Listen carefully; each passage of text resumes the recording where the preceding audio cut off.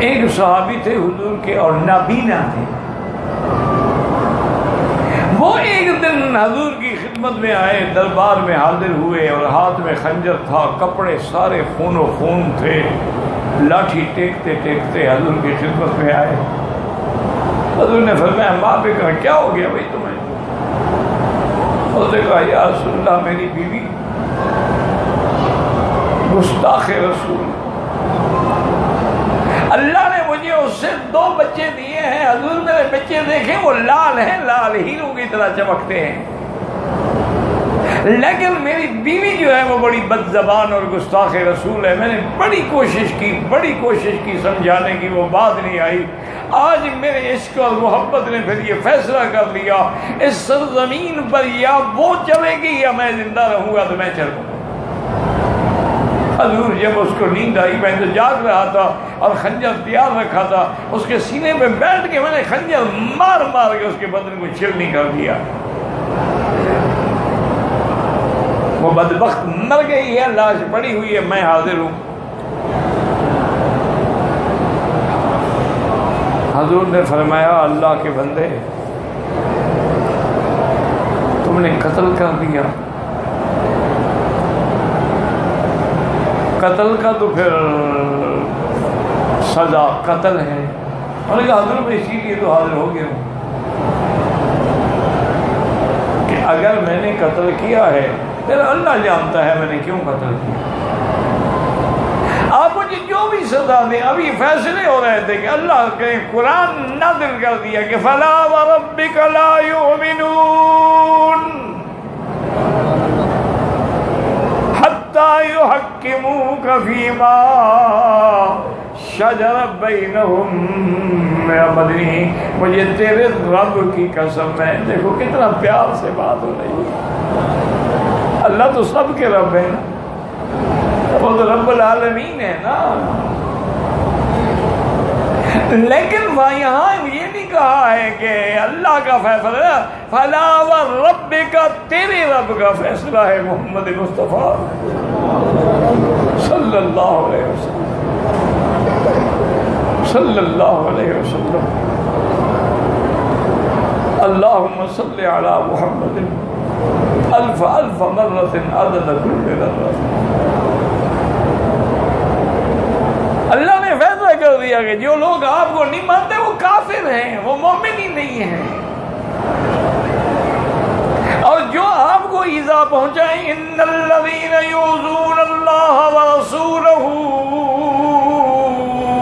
لعنہم اللہ فی الدنیا والآخرہ وأعد لهم عذابا مہینا.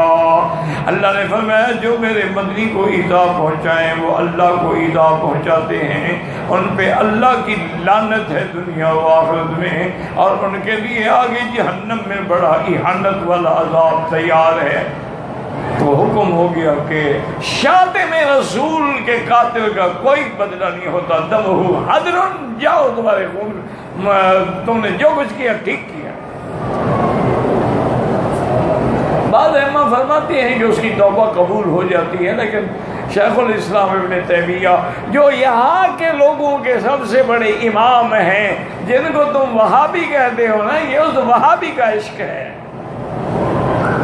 ایک تو تمہارا بھی عشق ہے نا حضور کے ساتھ کہ 12ویں کو جھنڈیاں لگا لی، میلاد شریف کر لیا، صلاۃ و سلام کھڑے ہو کے پڑھ لیے. ایک تیری بھی محبت ہے نا ماشاءاللہ. جن کو تم وہابی کہتے ہو ان کا عشق تو دیکھو وہ کیا کہہ رہا ہے.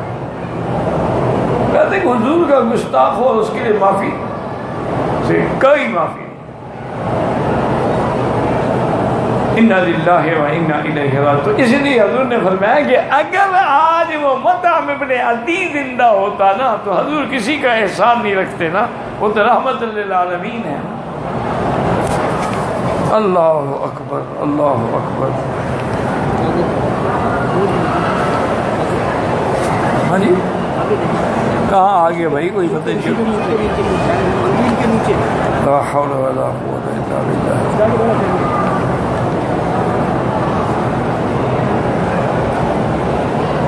انا للہ و انا الیہ راجعون. الاسارى لانه كان قد اجا رسول الله صلی اللہ علیہ وسلم یوم الجمعۃ طائفان اساطیر الاولین. کافر کہتے تھے یہ اللہ کا قرآن نہیں بلکہ یہ قصے کہانیاں ہیں جو مستورد ہیں. ایکتهم اقتبسها هو يتعلم منها وَيَتْلُوهَا. یہ سابقہ قصوں کو لکھ کے اللہ کے پیغمبر ہم پہ پڑھتے ہیں. وَهَذَا هُوَ الْكِذْبُ الْبُهْتَ. یہ اتنا بڑا کھلا جھوٹ ہے. اللہ نے فرمایا کہ بدبخت کہتے ہیں کہ قصے کہانیوں کی کتاب ہے. قَالُوا أَسَاطِيرُ الْأَوَّلِينَ اكْتَتَبَهَا وَهِيَ تُمْلَىٰ عَلَيْهِ بُكْرَةً وَأَصِيلًا. آپ کو صبح و شام یہ قصے لکھائے جاتے ہیں اور پھر پڑھ کے آپ سناتے ہیں کہ یہ اللہ کا قرآن ہے. فرمایا ظالمو قُلْ أَنزَلَهُ الَّذِي يَعْلَمُ السِّرَّ فِي السَّمَاوَاتِ وَالْأَرْضِ إِنَّهُ كَانَ غَفُورًا رَحِيمًا. یہ میرا مدنی نہیں بنا تھا بلکہ اس خدا نے اتارا ہے، اس رب نے اتارا ہے جو آسمانوں اور زمینوں کے بھید بھی جانتا ہے. اور آگے فرما دیا إِنَّهُ كَانَ غَفُورًا رَحِيمًا. جب سب کچھ جانتے ہیں، ان کی گستاخیوں کو بھی جانتے ہیں، پھر ان پہ عذاب کیوں نہیں آیا؟ فرمایا وہ بخشنے والا بھی تو ہے، وہ بھی حلبان بھی تو، رحمت والا بھی تو ہے.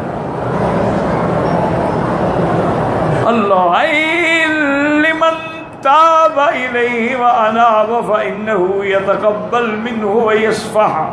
جو بھی توبہ کرے گناہوں سے، اللہ کی طرف رجوع کر لے، اللہ تعالیٰ اس سے درگزر کر دیتے ہیں، اللہ تعالیٰ اس کو معاف فرما دیتے ہیں. اس لیے حضرت رومی رحمت اللہ علیہ نے فرمایا بندے غور کرو تیرے پیٹ کے اندر کتنی بڑی گندگی ہے، پیشاب ہے، پخانہ ہے، کتنی بڑی گند ہے کہ ذرا سی بھی ہوا نکلے تو بدبو پھیل جائے. لیکن اس نے تجھے رسوانی کیا، پردہ دے کے چھپایا ہوا ہے. اسی طرح تیرے گناہوں کو بھی چھپایا.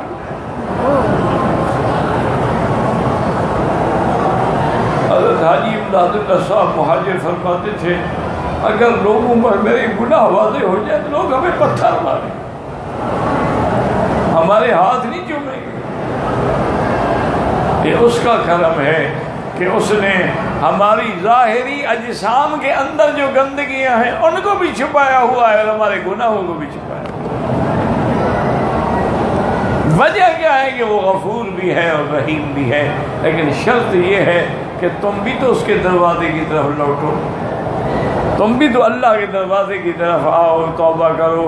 اور اس کے بعد فرماتے ہیں قاوز قالوا اللہم ان کان ھذا ھو الحق من عندک فامطر علینا حجارۃ من السماء فأتنا بعذاب علیم. ھذا من کثرۃ جہلہم وشدۃ تکذیبہم وعنادہم وعدوہم. یہ جو بدبخت کہتے ہیں کہ اگر قرآن حق ہے، میرا مدنی حق ہے، تو ہم پر آسمانوں سے پتھروں کی بارش کی جائے. فرمایا یہ ان کے جہل کی وجہ ہے، ان کے بغض و عناد و سرکشی کی وجہ ہے.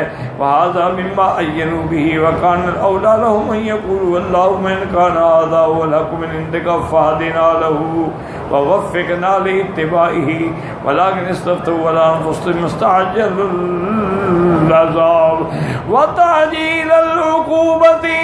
ابو مفسر فرماتا ہے ان کو چاہیے تو یہ تھا، یہ کہتے کہ اللہ اگر یہ قرآن حق ہے، تیرا نبی حق ہے، تو پھر ہمیں اس کی اتباع کی توفیق عطا فرما، ہمیں ہدایت عطا فرما، ہمیں صحیح راستے پہ چلنے کی توفیق عطا فرما. لیکن بدبختوں نے جلدی میں اللہ کے عذاب کو مانگا.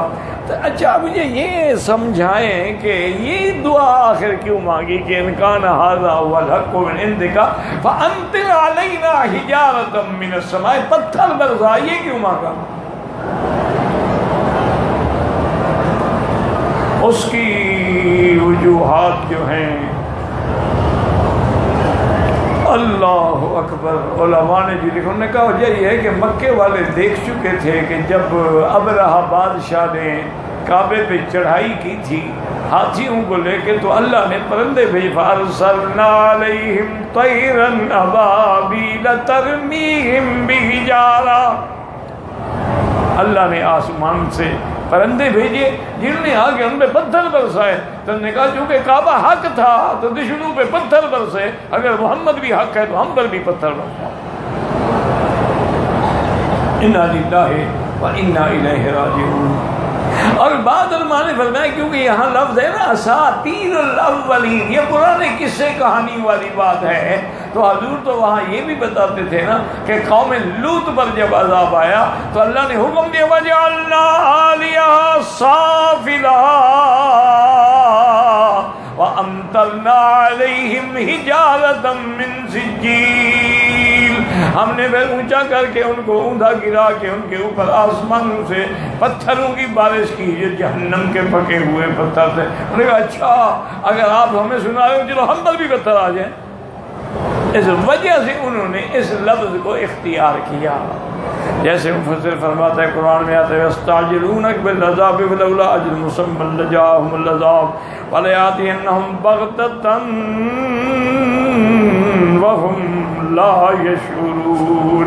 اللہ نے فرمایا یہ عذاب مانگنے میں جلدی کر رہے ہیں, اگر میرا فیصلہ نہ ہو چکا, ایک وقت مقرر نہ کر دیا ہوتا تو ہم ان پہ فوراً عذاب نازل کر دیتے.